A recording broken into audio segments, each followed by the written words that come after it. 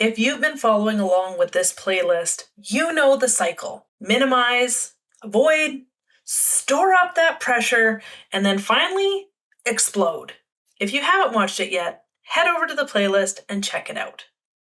There is a way to stop repeating this cycle, and it starts with reconnecting to yourself first.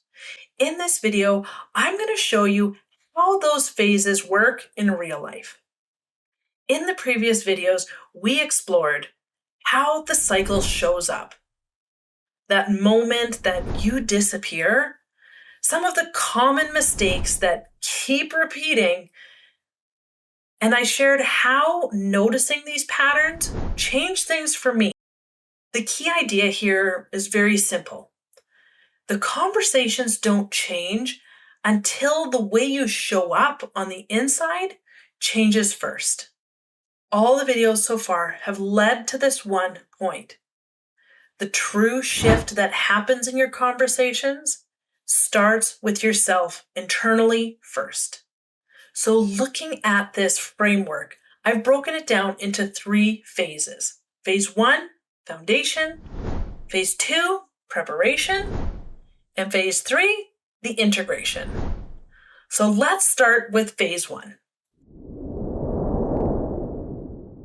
When I first started doing this work, I noticed something really surprising. I wasn't speaking up, but at the same time, I wasn't really quiet about things either. I was doing little things, like I'd voice my concerns, but then minimize my frustration, the impact that it was having on me. I was stuffing a lot of stuff down. I was repressing a lot of things that were bothering me in order to keep the peace, in order to maintain the calm, in order to be viewed as a professional. I would tell myself things weren't a big deal, even though when I would explain them to others, they had a very different reaction. But these are the things that I would tell myself in order to cope, in order to maintain some sort of equilibrium. And I didn't even notice the weight that it was adding to me at that time. Just the emotional toll that repressing all of these words, all these feelings, all of these emotions was having on me for so long. Even just noticing that those small moments were bothering me, I could feel how heavy it was. I didn't have to fix anything in that moment because sometimes there was nothing to do except for notice. I didn't have to say anything. A big part of this was just admitting to myself that things were bothering me, that it wasn't right, that it wasn't okay, that it was getting under my skin, and that I wasn't able to let them go. That is the first shift. Noticing yourself in those moments, in those small conversations, in those times where you feel like, I think I just abandoned my needs. Without judgment, without pressure, without expectation. That moment, that microsecond is what makes the rest of this process possible. Because you can't connect in a conversation if you feel disconnected to yourself. It's going to leave you feeling completely dissatisfied, even if it was calm and neutral and respectful. This next phase is about preparation, not rehearsal, not perfection, not going over the same conversation that you've made up again and again in your head 100 times. It's about going through things just enough to reveal the important information and feel grounded and centered before you go into the next phase. I take a second and just jot down a few notes. So if you have a piece of paper, if you have something on your mind, grab it now. These are going to be tiny reminders about what you want to express, what you want to say, what's important to you.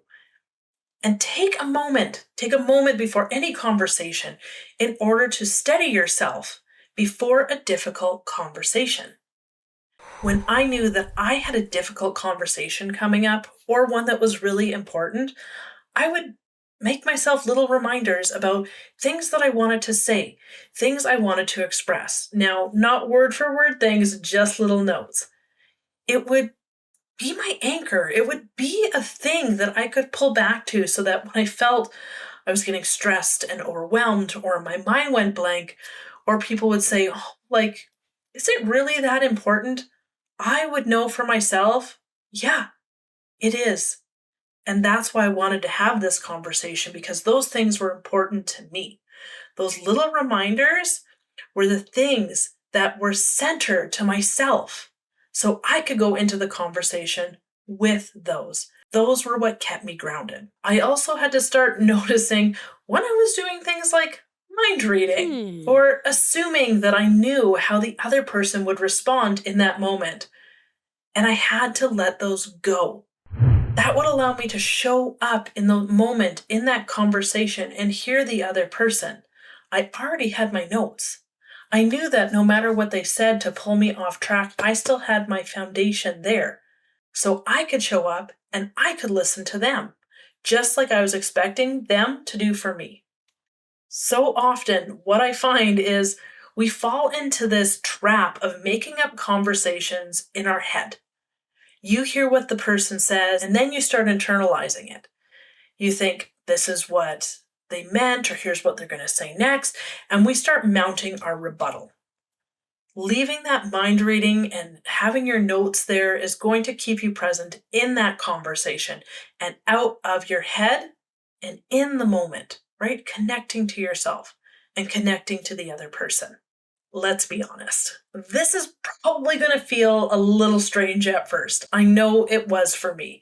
But these small preparation steps make a really big difference when the conversation starts. It keeps things lighter.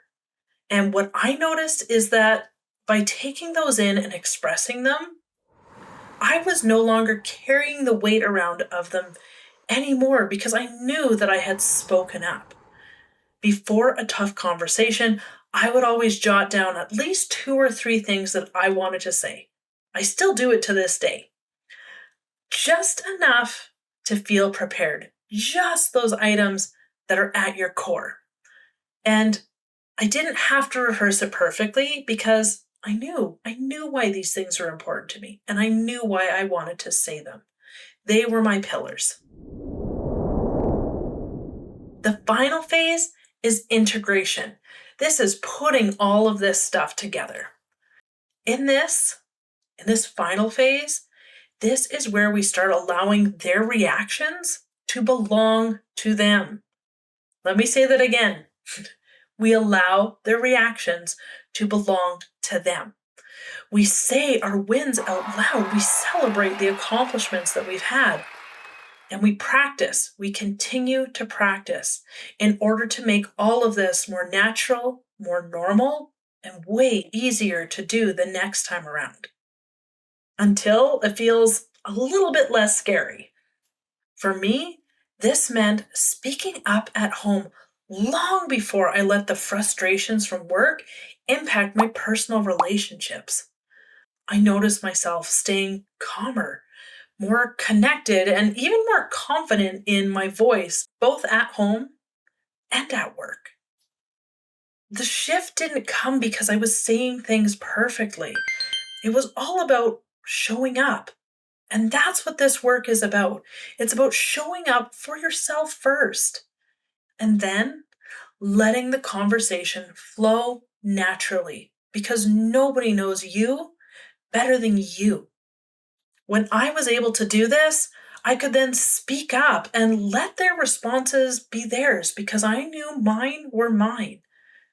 I noticed myself staying calmer and more connected to every person and to every conversation that I had, no matter how stressful, no matter what was on the line. That is exactly what my free 10-step guide to speaking without self-abandonment helps you to do. It walks you through these phases in more detail so you can notice yourself, prepare your voice, and practice safely. And if you're ready to jump in, the $7 mini course takes you through all 10 steps with exercises to help you use them in real conversations. Download the free guide using the link below. And if you want to go deeper, check out the mini course. Start reconnecting with yourself first and watch your confidence, your conversations, and your relationships start shifting. You've already done the work getting here. Now it's time to take the next step.